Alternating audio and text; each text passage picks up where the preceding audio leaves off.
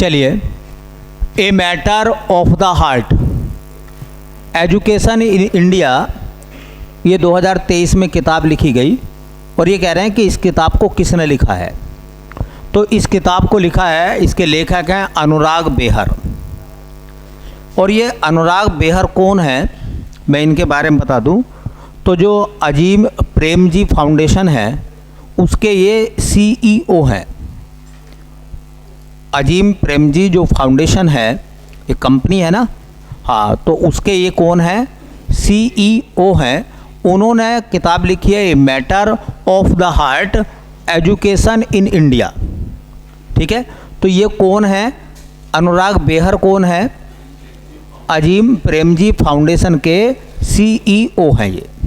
ठीक है, तो किताब याद रख लेना, वन लाइनर में ये क्वेश्चन आएगा, एक लाइन पूछी जाएगी कि ये किताब किसने लिखी है। एक क्वेश्चन है, देखिए, वन वर्ड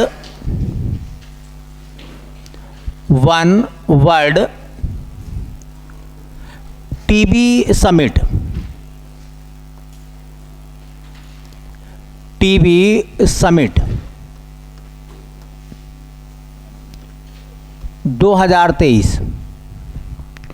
2023 में टीबी को लेकर एक समिट, मतलब एक सम्मेलन हुआ है। बस आपको ये बताना कि वन वर्ल्ड टीबी समिट का आयोजन कहाँ हुआ है। वन वर्ल्ड टीबी समिट का आयोजन कहाँ हुआ है, ये आपको बताना है। और यही करंट में सवाल है, वन वर्ल्ड टीबी समिट। तो बेटा, इस टीबी समिट का जो आयोजन हुआ है पिछले साल, इसका आयोजन हुआ, इस टीबी समिट का जो आयोजन हुआ है वो हुआ है वाराणसी में।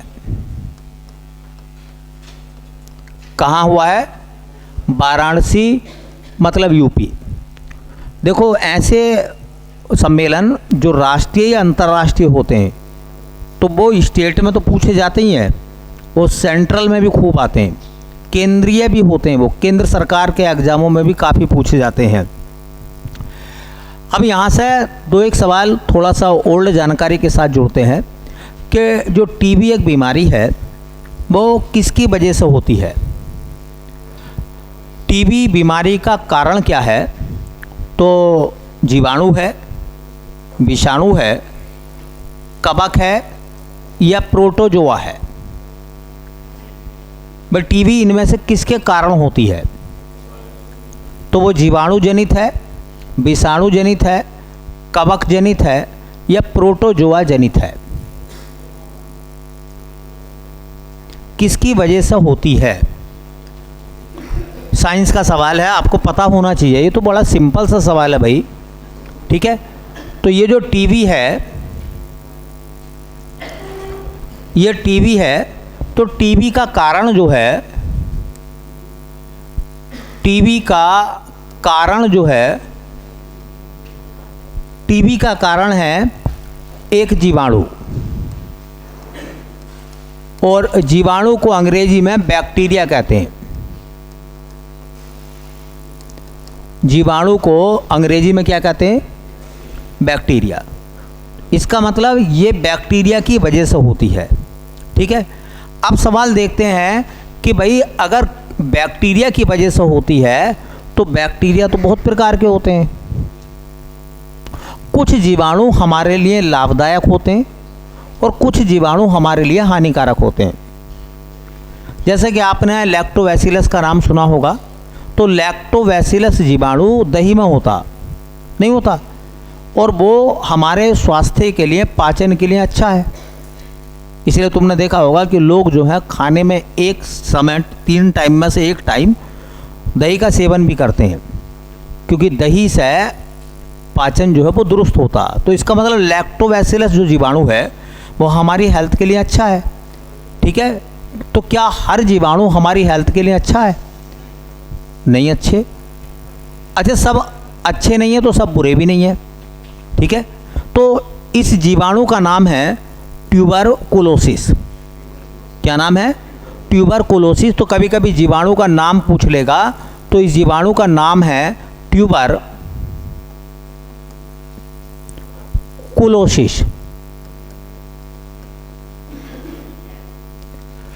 ट्यूबरकुलोसिस जीवाणु की वजह से क्या होती है भैया, क्या होती है, टीबी। ठीक है, तो इसमें जो लिखा हुआ है ना टी का मतलब होता है TU बस केवल, और वी से क्या बनता है, बरकुलोसिस। तो इससे फुल फॉर्म इसकी बनी है। ये जो टीबी कह रहे हैं, तो टी से बनता है ट्यू, डैश लगाओ और फिर उसके बाद में हो जाएगा बरकुलोसिस, तो इसे हम मिला के कहते हैं ट्यूबरकुलोसिस। ठीक है। अच्छा, एक सवाल और है, देखिए सामान्यतः ये बताया जाता है कि टीबी जो है वो लंग्स की एक बीमारी है, सामान्यतः फेफड़ों की, लेकिन आज जो है ना वो टीबी का विस्तार हो गया है। टीबी जो है वो ब्रेन में भी है, ब्रेन टीबी, दिमागी टीबी जिसे कहते हैं। टीबी बोन में भी है, उसे कहते हैं बोन टीबी। हड्डियों में भी टीबी का रोग होता है। अच्छा, टीबी जो है वो आंतों में भी होती है, आंतों की टीबी, तो पाचन खराब हो जाएगा।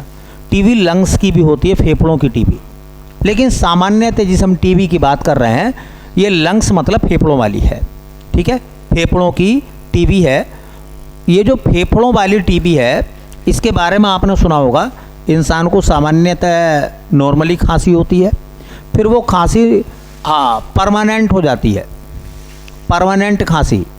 अब आदमी जो है वो रेगुलर खांसता, मतलब उसके बाद में खांसी के साथ बलगम, और उसके बाद में बलगम के साथ ब्लड आना शुरू हो जाता। और वो जो ब्लड आ रही है, इसका मतलब ये है कि अब वो फेफड़े जो हैं वो आपके छन गए हैं। जैसे कपड़ा छन जाता है ना, तो बीच बीच में छेद निकल जाते हैं, ऐसे ही फेफड़े क्या होते हैं, छन जाते हैं, और फिर जो है खून की पलटी इंसान करता। और फेफड़े जो हैं हमारे शरीर में गैसों का विनिमय करते हैं, एक्सचेंज करते हैं, मतलब CO2 को बाहर निकालेंगे और O2 को अंदर खींचेंगे। ये कैपेसिटी जो है फेफड़ों की वो ख़त्म हो जाएगी। टीबी में ये कैपेसिटी क्या हो जाएगी, ख़त्म हो जाएगी। और आप सब जानते हैं कि माइटोकॉन्ड्रिया में भोजन टूटता है, बिना ऑक्सीजन के नहीं टूटता। और जब ऑक्सीजन को एब्जॉर्ब नहीं कर पा रहे हैं फेफड़े, तो सांस लेने में तकलीफ होगी। ठीक है, शरीर दुर्बल हो जाएगा, सांस लेने में तकलीफ होगी और इंसान मर जाएगा। और यही टीबी का, फेफड़ों की टीबी का यही एक कारण है। तमाम लोग जो हैं हर साल जो है इसके शिकार हो जाते हैं, टीबी के, हर साल। ठीक है, तमाम लोग शिकार हो जाते हैं।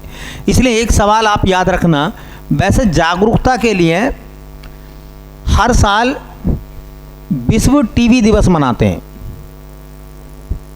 कब मनाते हैं? 24 मार्च को। कब मनाते हैं? तो विश्व टीबी दिवस मनाया जाता है, विश्व टीबी दिवस मनाते हैं हम हर साल 24 मार्च को। अच्छा देखो, एक बात सुनो, इन दिवस का फ़ायदा क्या है, ये दिवस क्या हैं और इनका मकसद क्या है, आपको याद दिलाना। ये नहीं कि एक दिन के लिए हैं, ये आपको याद दिलाते हैं कि आप लंग्स की केयर करिए, आप अपने शरीर की केयर करिए। आपका शरीर स्वस्थ है तो आपका जीवन खुशहाल होगा, क्योंकि हेल्थ इज़ वेल्थ। सबसे बड़ी संपत्ति जो है वो क्या है, वो हेल्थ है। ठीक है। अच्छा देखो, एक और इम्पोर्टेंट मैं सवाल बनाता हूँ। भारत ये चाहता है कि वो टीबी का पूरी तरह से उन्मूलन कर दे। उन्मूलन जानते हैं, ख़त्म करना चाहता। तो भारत का टारगेट क्या है? भारत ने टीबी उन्मूलन का टारगेट क्या रखा, लक्ष्य क्या रखा है?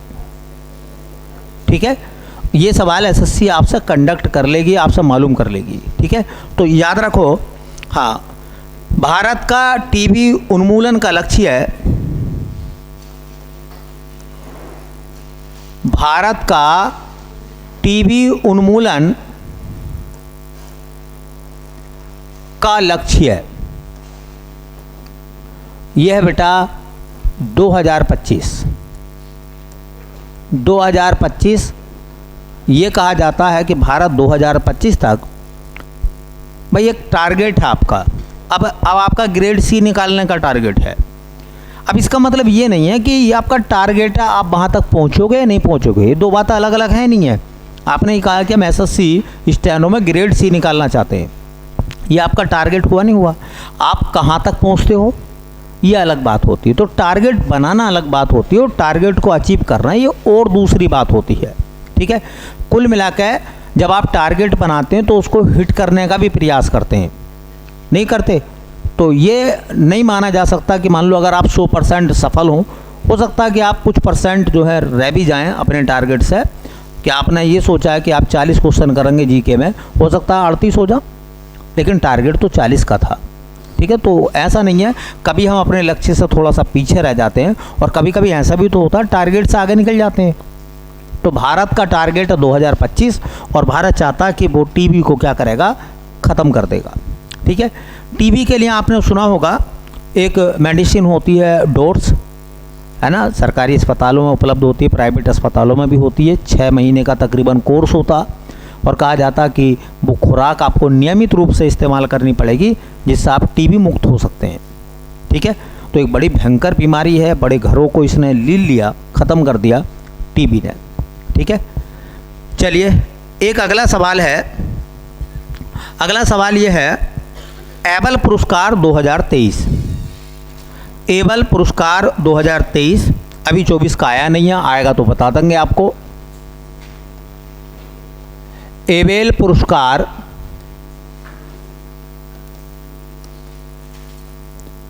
2023, एबेल पुरस्कार 2023। बस आपको पहले तो ये बताना है ये पुरस्कार किस क्षेत्र में दिया जाता है ना। भाई देखो, पुरस्कार का सबसे पहले ये पता होना चाहिए किस सेक्शन का है वो। तो ये पुरस्कार दिया जाता है बेटा गणित के क्षेत्र में। किस में दिया जाता है, गणित के क्षेत्र में, मतलब मैथमेटिक्स के क्षेत्र में एबल पुरस्कार दिया जाता है। और ये कहा जाता है ये गणित का सबसे बड़ा पुरस्कार है, गणित का सबसे बड़ा पुरस्कार है, इससे बड़ा पुरस्कार कोई नहीं है। ठीक है, तो इसका मतलब ये हुआ कि गणित का सबसे बड़ा पुरस्कार है, इसलिए इसे एक उपनाम दिया गया है, उपनाम दिया गया है और इसे कहते हैं गणित का नोबल। क्या कहते हैं बेटा, गणित का नोबल। तो गणित का नोबल किसे कहते हैं, बोलो, एबेल पुरस्कार को। अच्छा, क्या गणित के क्षेत्र में नोबल मिलता, नहीं मिलता। नोबल कितने क्षेत्रों में मिलता, 6 क्षेत्रों में। भाई एक फिजिक्स भौतिकी, एक केमिस्ट्री रसायन, एक चिकित्सा मेडिकल साइंस, एक आपका अर्थशास्त्र इकोनॉमिक्स, एक आपका पीस मतलब शांति और एक आपका लिटरेचर मतलब साहित्य। ये 6 क्षेत्र होते हैं। तो गणित के क्षेत्र में या कृषि के क्षेत्र में या इन्वायरमेंट के क्षेत्र में नोबल नहीं मिलता। ये जितने भी बाकी नोबल है ना सब पीस में निकल जाते हैं, शांति में निकल जाते हैं। ठीक है, अब सवाल यह है कि 2023 में किसको मिला है, 2023 में मिला, किसको मिला है ये, तो ये पुरस्कार मिला है 2023 में, उनका नाम है लुईस कैफरेली। किसको मिला है, लुईस कैफरेली।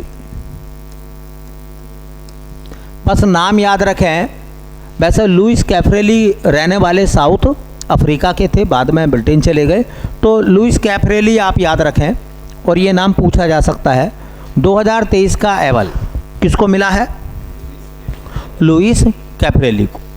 ठीक है, तो करंट में ये याद रखो लुईस कैफरेली, और बाकी के लिए याद रखो एसएससी ऐसे भी पूछ लेगी कि गणित का सबसे बड़ा पुरस्कार बताइए, तो एबल पुरस्कार। ठीक है, ये पूछ लेगी कि निम्न में से कौन सा पुरस्कार ऐसा जो गणित के क्षेत्र में दिया जाता है, तो एबल पुरस्कार। चलिए, एक है अर्थ आवर डे, हर साल मनाया जाता है अर्थ आवर डे।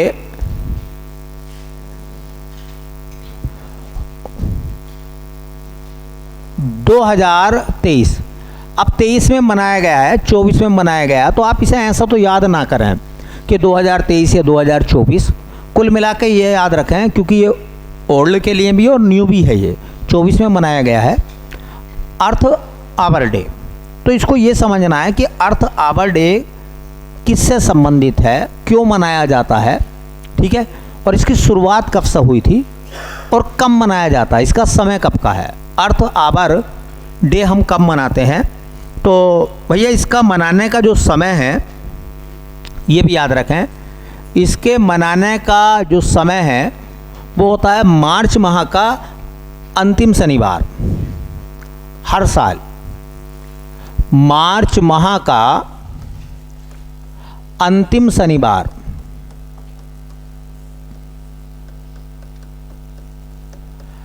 मार्च के महीने का जो आखिरी शनिवार होगा वो किसी भी तिथि को आ सकता है। हर साल एक ही तिथि को थोड़ी ना आएगा, उसकी डेट जो है वो आगे पीछे हो सकती है। तो आपको याद रखना है ये कि मार्च महीने का अंतिम शनिवार जो होता है उस दिन जो है अर्थ आवर डे मनाते हैं। क्या मनाते हैं? अर्थ आवर डे मनाते हैं। और इस दिन करते क्या हैं, देखिए 8:30 से लेकर 9:30 बजे तक, ठीक है, रात की बात चल रही, दिन की बात नहीं है। तो रात में 8:30 से 9:30 मतलब 1 घंटे तक क्या करते हैं, हाँ, बिजली की खपत, जो बिजली की हम खपत करते हैं को शून्य करते हैं, को शून्य करते हैं। मतलब हम जितने बल्ब हैं हमारे घरों में जो जल रहे होते हैं, जो इलेक्ट्रिक उपकरण आपके चल रहे होते हैं, इन सबको स्विच ऑफ कर दिया जाता है। इन सबको 1 घंटे के लिए क्या कर देते हैं, स्विच ऑफ कर देते हैं। घर में बिजली के बल्ब, घर में चलने वाला टीवी, फ्रिज, कूलर, एसी, जो भी चीज़ें हैं जो लाइट से चल रही हैं वो सबको बंद कर देते हैं। क्यों करते हैं बंद? क्यों करते हैं बंद, अब मैं आपको बताऊंगा। एक रोटी की कीमत क्या होती है, एक दिन भूखे रहकर देखिए, एक दिन भूखे रहकर देखिए, एक रोटी की कीमत का एहसास हो जाएगा। एक गिलास पानी की कीमत क्या होती है, ये आप तब सोचिए जब आपको पानी ना मिले जिस स्थान पर, जैसा आप रेगिस्तान में चले जाएं और आपको प्यास लग रही हो और दूर दूर तक आपको पानी नज़र ना आ रहा हो, तो वहाँ 1 गिलास पानी की कीमत का एहसास हो जाएगा कि 1 गिलास पानी की कीमत क्या होती है। एक्चुअल में क्या होता है, जो चीज़ें हमारे पास होती हैं हम उनको समेटना नहीं चाहते, बल्कि उनको हम बर्बाद कर रहे हैं, उनकी कदर नहीं कर रहे, हम उनकी कदर नहीं कर रहे। और फिर वही बात होती है कि अब पछताए होत क्या जब चिड़िया चुग गई खेत। उसके बाद होगा क्या, उसके बाद कुछ नहीं होगा, नतीजे क्या हो जाएंगे, शून्य हो जाएंगे। तो ये बोला जा रहा है कि जिस लाइट की आप लोग बर्बादी कर रहे हैं, भाई एक तो यूज हुआ, यूज तो करना पड़ेगा। अब जब यूज है तो आप करिए, यूज करने कोई नहीं रोक रही आपको, लेकिन यूज ना करके उसकी बर्बादी अगर लोग कर रहे हैं तो ये बता रहे हैं कि 1 घंटे जब आप अपने सभी इलेक्ट्रिक इंस्ट्रूमेंट को बंद कर देते हैं और लाइट को बंद कर देते हैं, तो समझिए उस दिन क्या होगा जब लाइट होगी नहीं। उस दिन क्या होगा जिस दिन लाइट नहीं होगी। तो ये प्रतीक है, संकेत है लोगों के लिए कि इस लाइट को बर्बाद ना करें, एनर्जी को वेस्ट ना करें, एनर्जी को वेस्ट ना करें, एनर्जी का यूज करें, क्योंकि मिसयूज अगर किसी भी चीज़ का करते हैं तो वो आपके लिए हानिकारक है। ठीक है, तो ये प्रतीक है। अब देखो, तुमने देखा होगा किसी दिन लाइट ना आए, इन्वर्टर डाउन हो जा, घर में अंधेरा हो, तो अब आपको लगता है कि हमारे जीवन से कोई चीज़ जो है वो अलग हो गई है, और आपको वो जो 1-2 घंटे का समय होता बड़ा अजीब सा लगता। और आप, मैं समझता हूँ कि ज़्यादा नहीं तो 2-3 बार कह चुके होते हैं, पहले यार लाइट चली गई, मैं तो ये करता, मैं वो करता, मैं खाना खाता, मैं पढ़ता, लाइट चली गई, पता नहीं लाइट कब आएगी, है ना। तो इसका मतलब ये कि लाइट का हमारे जीवन में इम्पोर्टेंस है, तभी आप याद कर रहे हैं। जिस चीज़ का इम्पोर्टेंस नहीं होता आप उसे याद नहीं करते, इसलिए कहा जाता है कि इनको सेफ रखें, यूज करें। यूज करना कोई मना नहीं कर रहा, लेकिन उसका मिसयूज ना करें, ठीक है। क्योंकि जिस दिन ये चीज़ें ख़त्म हो जाएंगी हमारे सबके सामने एनर्जी का संकट खड़ा हो जाएगा, ठीक है। एक टीवी में ऐड आता था और मैंने वो ऐड जो है देखा, मुझे बड़ा अलग लगा। वो रेड लाइट थी, तो जो शहर में लाइट नहीं होती, ग्रीन लाइट रेड लाइट, तो जो रेड लाइट थी वहाँ पर एक व्यक्ति कार से साइड वाली सीट पर अपने बच्चे को बिठाकर कहीं जा रहा था। रेड लाइट हुई 1 मिनट के लिए या 2 मिनट के लिए, जो भी समय होता है हर शहर में अलग होता है। तो वहाँ पर जो है वो उसने गाड़ी स्टार्ट रखी, तो उसने अपने बच्चे से पूछा कि बेटे बड़े होकर तुम क्या बनना चाहोगे, क्या बनोगे। तो उसने कहा कि मैं वो बनूंगा, ठीक है। अब वो बनने का मतलब पिताजी ने देखा तो वो जो आदमी था वो पंचर जोड़ लिया था। तो उसने कहा कि ये बनोगे, क्यों बेटा तुम ये क्यों बनोगे, तुम बड़ा सा शोरूम हम तुम्हें बना कर देंगे, गाड़ियों का शोरूम के मालिक बनियो तुम। तो उसने कहा कि पिताजी गाड़ी तो होंगी नहीं। उन्होंने कहा क्यों नहीं होंगी, बोले देखो एक दिन डीजल पेट्रोल ख़त्म हो जाएगा, और ऐसा तो जल्दी ख़त्म हो जाएगा जैसा तुम कर रहे हो। जब गाड़ी रुकी हुई है तो स्टार्ट क्यों है, गाड़ी रुकी हुई है तो स्टार्ट क्यों है। इसका मतलब ये डीजल और पेट्रोल की क्या है, बर्बादी है या नहीं है, बताओ। अब तुमने देखा होगा बड़े बड़े लोग क्या करते हैं, गाड़ियों में गए, ठीक है, और वो किसी काम से जो है ऑफिस चले गए या उनका ड्राइवर कहीं चला गया, घंटों तक गाड़ी ऑन है और एसी चल रही है। मतलब उनके अंदर इतनी सहनशीलता नहीं है कि वो नेचर के साथ में संघर्ष कर सके, ठीक है। तो ये वीआईपीपन नहीं है, ये आपकी कमजोरी है। इसे वीआईपीपन मत समझो कि हम वीआईपी हैं और एसी में बैठे हैं। तुम्हारी इतनी औकात नहीं है कि तुम इस वातावरण में आ सको, सरवाइव नहीं कर पाओगे आप, क्योंकि आपने अपने बॉडी के स्ट्रक्चर को ऐसा बना दिया है। तो ये सब चीज़ें जो हैं वो इसी बात का संकेत देती हैं कि ये सब चीज़ें सेव करने की बातें हैं। आने वाला दौर जो है हमसे सवाल पूछेगा, जब हम सब चीज़ों का यूज करके इस दुनिया से चले जाएंगे, कोयला हम ख़त्म कर देंगे, पानी हम ख़त्म कर देंगे, पेट्रोल डीजल हम ख़त्म कर देंगे, तो जो नई जनरेशन आएगी वो आपसे सवाल करेगी, है ना, कि तुमने अपने हिस्से का तो दोहन करा ही करा, हमारे हिस्से का भी दोहन कर दिया। इसलिए पूरी दुनिया में बात चल रही है सस्टेनेबल डेवलपमेंट की, सतत विकास रखिए, इन्वायरमेंट को बचा कर रखिए। तो अर्थ आवर डे की शुरुआत कब हुई थी, अर्थ आवर डे की शुरुआत हुई थी बेटा 2007 से। मतलब पहली बार अर्थ आवर डे कब मनाया गया था, 2007 में। और ये शुरुआत हुई थी एक शहर सा है ऑस्ट्रेलिया के जिसका नाम था सिडनी। सिडनी से शुरुआत हुई थी। पहला शहर जहाँ पर अर्थ आवर डे मनाया गया उसका नाम क्या था, सिडनी था, ठीक है। तो सिडनी से शुरुआत हुई है अर्थ आवर डे। चलिए क्वेश्चन है, तो ये ओल्ड जानकारियाँ, ऐसे सवाल एसएससी उठा लेगी कि बताओ पहली बार अर्थ आवर डे कब मनाया गया, ठीक है। थीम्स का पूरा संकेत ये, थीम्स नहीं होती। देखिए एक है अरावली ग्रीन बॉल परियोजना, पिछले साल आई थी, और ये पूछेगा कि बताओ कौन सा राज्य जो है अरावली ग्रीन बेल्ट या ग्रीन बॉल परियोजना का हिस्सा नहीं है।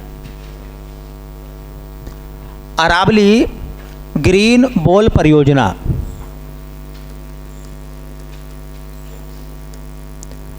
अरावली ग्रीन बॉल कहते हैं दीवार को, ग्रीन बॉल परियोजना।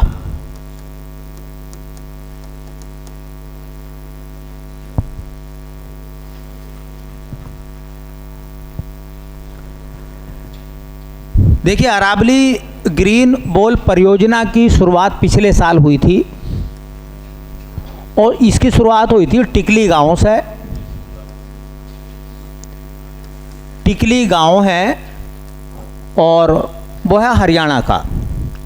तो ये शुरू हुई थी परियोजना टिकली गांव से, और टिकली गांव कहाँ का है? हरियाणा का। अरावली ग्रीन बॉल प्रोजेक्ट इसको नाम दिया गया। ठीक है, जो हमारे केंद्रीय पर्यावरण और जलवायु परिवर्तन मंत्री थे, उन्होंने इसको जो है शुरू करा था इस परियोजना को। ठीक है, देखो इस परियोजना में कौन कौन से राज्य शामिल हैं। तो ये सवाल पूछेगा अब आपसे एसएससी कि बताओ अरावली ग्रीन बॉल परियोजना का संबंध किस राज्य से नहीं है। तो देखो मैं आपको बताऊं, गुजरात उसमें शामिल है, उसके बाद में राजस्थान है,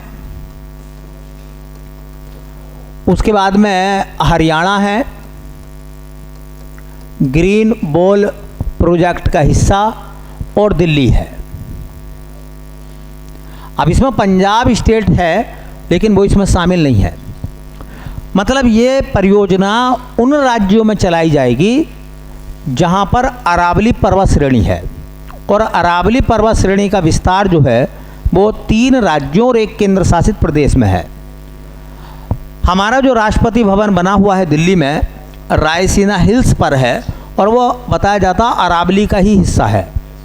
रायसीना हिल्स जो है वो अरावली का ही एक हिस्सा बताया जाता है कि वो अरावली का हिस्सा है। इसका मतलब अरावली दिल्ली तक है। अब इसमें काम क्या होगा, इसमें काम क्या होगा इस परियोजना में? ठीक है, तो अरावली के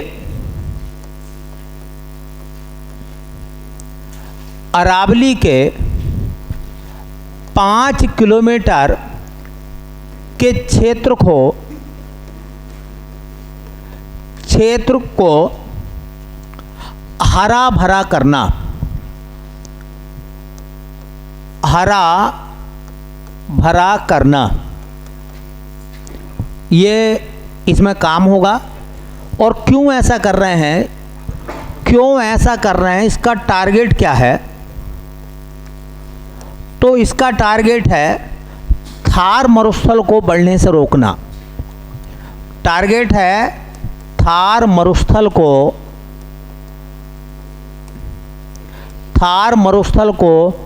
बढ़ने से रोकना।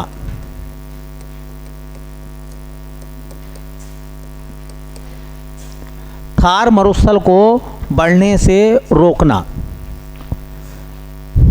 देखो मामला यह है, अगर आप थोड़ा सा देखेंगे लोकेशन में, तो मैं आपको लेकर चलता हूँ इंडिया के मैप की तरफ, और वहाँ से थोड़ी सी जानकारी आपको मिलेगी सीखने के लिए कि ये मामला क्या है। ये हमारा भारत है, और भारत में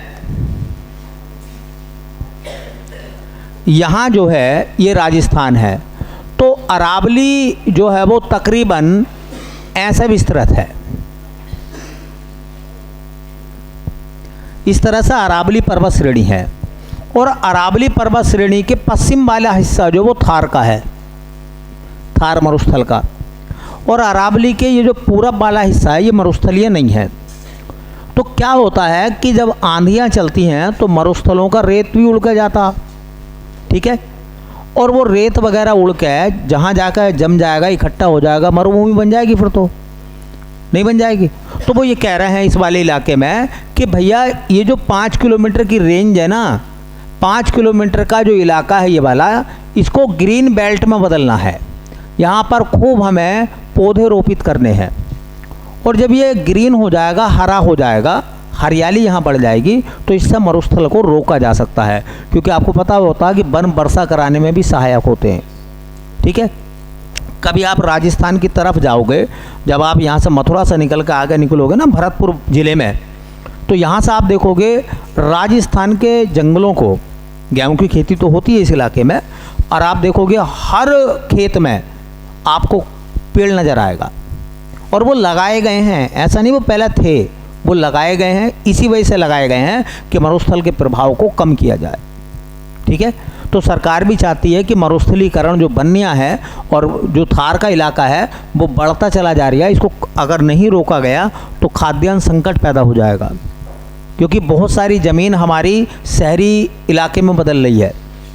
बताओ, शहर बढ़ रहे हैं, गांव बढ़ रहे हैं, तो खेती की ज़मीन जो है वो आवासीय हो रही है, उधर जनसंख्या बढ़ रही है, ज़मीन का इलाका कम होता चला जा रहा है, ऊपर से मरुस्थल बन जा। अब देखो कितने हाईवे निकल रहे हैं, कुछ ग्रीन हाईवे हैं, बोलो, और ये सबके सब खेती की ज़मीन पे तो हैं।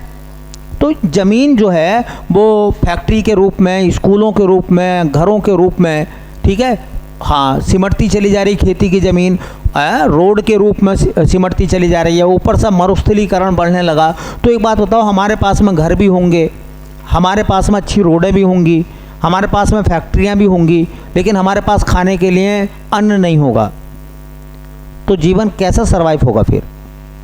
इसलिए वो कह रहे हैं कि जहाँ से भी हो सकता है चीज़ों को सेव करें, चीज़ों को बचाएं। चलिए अगला सवाल है,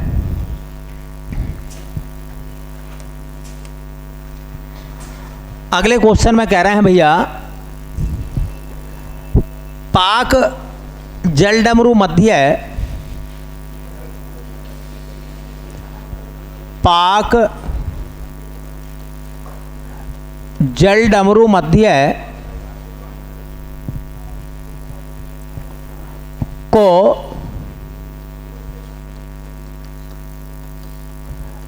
सबसे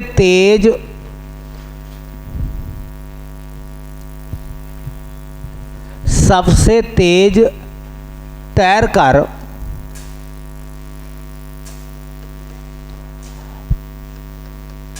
पार करने का रिकॉर्ड बनाया।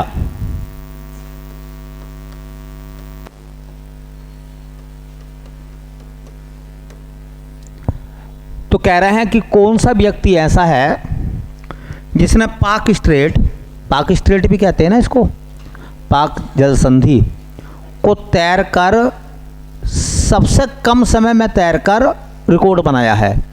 तो जाहिर सी बात है, सबसे तेज तैरने का मतलब क्या है भाई? जिसने सबसे कम समय लिया होगा।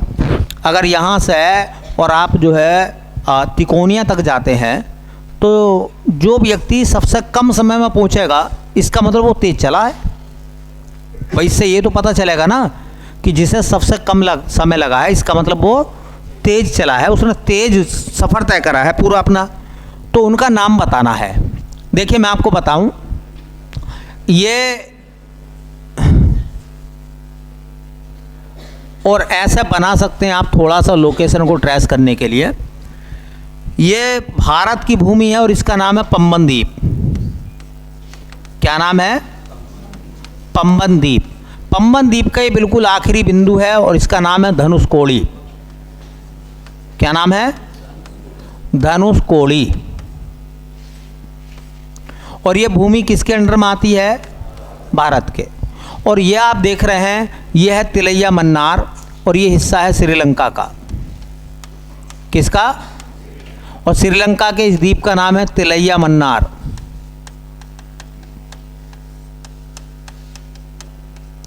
तिलैया मन्नार। तो यहाँ क्या है, ये जो आप बीच का एरिया देख रहे हैं, ये वाला, इसके ऊपर है बंगाल की खाड़ी। क्या है? बंगाल की खाड़ी। और इसके नीचे है मन्नार की खाड़ी। क्या बेटा? मन्नार की खाड़ी। और ये जो देख रहे हैं भाई, कोई भी पानी वाला जहाज होगा या नाव होगी, वो इसके बीच में ऐसे निकलेगी। इसी का नाम है, बीच के इलाके को कहते हैं पाक जल संधि। भैया तो पाक जल संधि कह दो, ये इसको कह दो पाक जलडमरू मध्य, या अंग्रेजी में कह दो पाक स्ट्रेट। क्या कह दो? पाक स्ट्रेट। तो कोई भी पानी वाला जहाज होगा, वो या तो ऐसे जाएगा या फिर ऐसे जाएगा। ठीक है, इसका मतलब यह है कि पाक जल संधि जो है वो जोड़ती है बंगाल की खाड़ी को किससे? दोनों को जोड़ रही है। और पाक जल संधि अलग करती है भारत को, या यूं कहो पंबन द्वीप को तिलैया मन्नार से है। और ये औसतन जो इसकी एक चौड़ाई है जो इन्होंने तैर कर पार करी है, वो लगभग जो इन्होंने तैर कर पार करी है वो तकरीबन 29 किलोमीटर। कितना हिस्सा इन्होंने तैर कर पार करा है? 29 किलोमीटर का हिस्सा इन्होंने तैर कर पार करा है। और जिन्होंने ये तैर कर पार करने का रिकॉर्ड बनाया है उनका नाम है संपन्न रमेश। संपन्न रमेश। और इन्होंने कितने समय में इसको तैरकर पार कर लिया है? तो वो है 5.5 घंटे, मतलब 5 घंटे 30 मिनट। 5 घंटे 30 मिनट तकरीबन इन्होंने समय लिया है, जो कि अब तक का सबसे कम समय है। तो अगर सवाल इतना पूछेंगे कि पाक जलडमरू मध्य को सबसे तेज तैरकर पार करने का रिकॉर्ड किसने बनाया है, तो नाम आएगा संपन्न रमेश का। ठीक है, समय तो तुमसे मालूम नहीं करेगा, ये भी तय बात है। और अगर ओल्ड जानकारी पूछेगा तो वो पूछेगा कि बताओ पाक जल संधि किन किन देशों को अलग करती है। यह बताओ पाक जल संधि किसके बीच में है? बोलो। भारत और श्रीलंका। अच्छा, पाक जल संधि किन किन खाड़ियों को जोड़ती है? तो बंगाल की खाड़ी और मन्नार की खाड़ी को जोड़ती है ये जल संधि। ठीक है, चलिए अगला सवाल देखते हैं। ऐसा ही है, ये कह रहे हैं ATP मास्टर 100,000 का खिताब जीतने वाले सबसे ज़्यादा उम्र के खिलाड़ी कौन बने हैं? यह है ATP मास्टर्स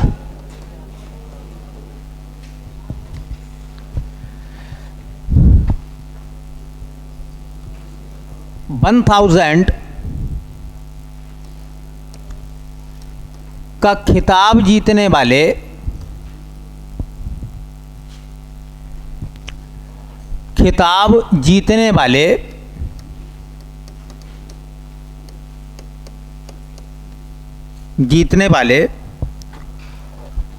उम्रदराज खिलाड़ी,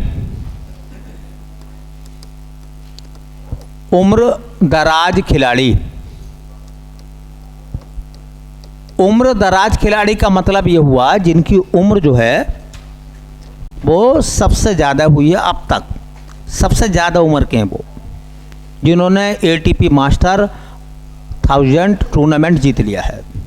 ठीक है, तो पहले मैं आपको बता दूं कि ये जो ATP मास्टर्स 1000 का खिताब है जिस खेल से संबंधित है वो खेल है बेटा टेनिस।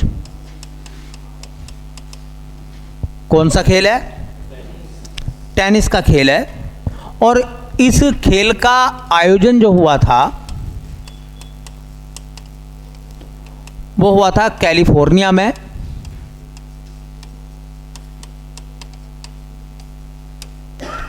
कैलिफोर्निया जो है वो USA में है। और इस खिताब को जीतने वाले जो खिलाड़ी हैं सबसे ज़्यादा उम्र में उन्होंने जीता है, उनका नाम है रोहन बोपन्ना। भारत के ही हैं रोहन बोपन्ना, सबसे उम्रदराज हैं। और बताया जाता है इस खिताब को इन्होंने जीता है 43 ईयर्स की उम्र में, 43 साल की उम्र में उन्होंने इस खिताब को जीत लिया है ATP मास्टर्स 1000 को। और ये सवाल इम्पोर्टेंट है SSC के हिसाब से। ठीक है, क्योंकि टेनिस के टूर्नामेंट, बैडमिंटन के टूर्नामेंट, शतरंज के टूर्नामेंट हम याद नहीं करते, हम रिकॉर्ड याद रखते हैं क्रिकेट के, है ना, जो कि एग्ज़ाम में कम पूछे जाते हैं। चलिए अगला सवाल है, कह रहे हैं कि CO2 को आयात करने वाला प्रथम देश,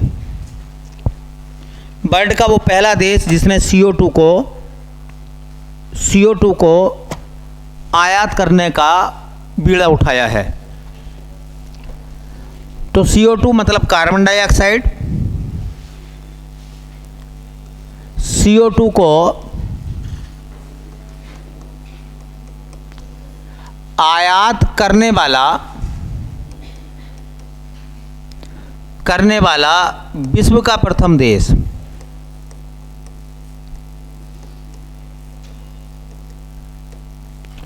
विश्व का प्रथम देश,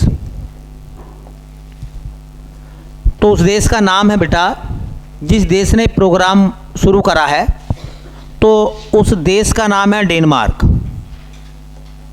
कौन सा है? डेनमार्क। डेनमार्क ने कार्बन डाइऑक्साइड को आयात करने का बीड़ा उठाया है। अच्छा, सवाल ये कि आयात करके क्या करेगा? तो ये कह रहे हैं कि CO2 को आयात करके ये उसको समुद्र में जमा कर देंगे। ये टेक्निक उन्होंने खोजी है, समुद्र की तलहटी में जाकर उसे छोड़ देंगे। ठीक है, जब किसी गैस पर दाब बढ़ाया जाता है ना, तो वो सॉलिड हो जाती है। कैसी हो जाती है? सॉलिड हो जाती है। और इसका उदाहरण आप ऐसे याद रखिए, जो आपके घरों में LPG गैस का सिलेंडर है, उसका रेगुलेटर होता। जैसे रेगुलेटर ऑन करते हैं, प्रेशर कम हो जाता और वो गैस जो है, जो पानी के रूप में सिलेंडर में, वो गैस में बदल जाती है। और जैसे उसका रेगुलेटर ऑफ कर दोगे, वो गैस द्रव में बदल जाएगी। रेगुलेटर ऑफ करने से प्रेशर बढ़ जाता, और अगर इसी प्रेशर को और बढ़ा दिया जाए, गैस से प्रेशर बढ़ा कर लिक्विड बना लिया, लिक्विड पे और प्रेशर बढ़ा दिया जाए तो वो सॉलिड बन जाएगी। तो ये क्या करेगा डेनमार्क? ये क्या करेगा? ये कार्बन डाइऑक्साइड को समुद्र में स्टोर कर देगा। और कौन सी जगह पर स्टोर करेगा? तो उत्तरी सागर में। कहाँ? ये सागर का नाम भी याद रखें। ठीक है, तो ये क्या करेगा? यह CO2 को उत्तरी सागर में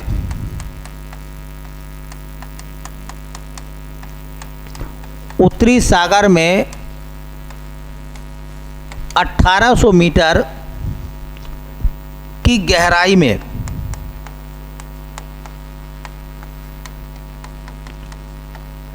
स्टोर करेगा। स्टोर करने का मतलब होता है जमा करना।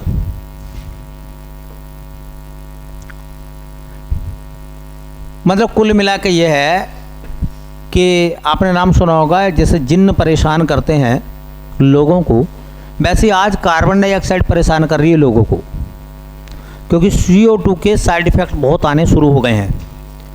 जलवायु परिवर्तन का कारण बन रही है वो, समुद्रों में अम्लता बढ़ रही है, पृथ्वी के तापमान को बढ़ा रही है CO2। तो ये बताया गया है कि इसको कैसे रोका जाए। तो उसका एक कारण इन्होंने बताया कि अगर ऐसा कर लिया जाए तो भी CO2 को सोख के समुद्र के नीचे अगर हम दफन कर दें तो उसका प्रभाव एटमॉस्फेयर पर दिखाई नहीं देगा। लेकिन सवाल एक और भी है कि जिन्न को पकड़ के अगर आपने बोतल में रख दिया, कहीं ऐसा ना हो कि किसी दिन वो बोतल टूट जा है, और फिर स्थिति तो और भयानक हो जाएगी ना, फिर ना हो जाएगी।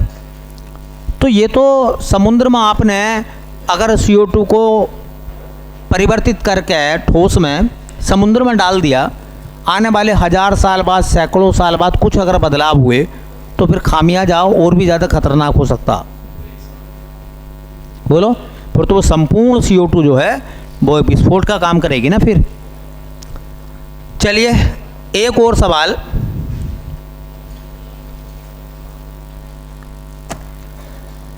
चलिए सवाल है,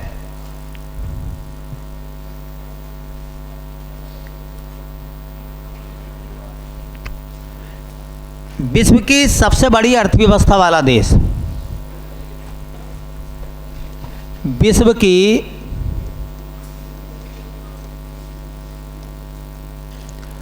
सबसे बड़ी अर्थव्यवस्था वाला देश,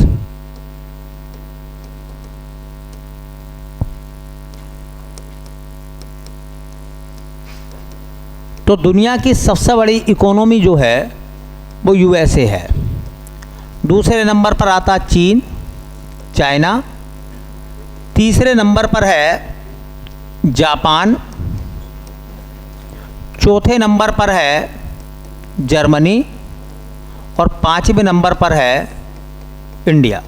तो भारत दुनिया की पाँचवीं सबसे बड़ी अर्थव्यवस्था है। दुनिया की बड़ी अर्थव्यवस्थाओं में हमारा नंबर कौन सा आता है? पाँचवा।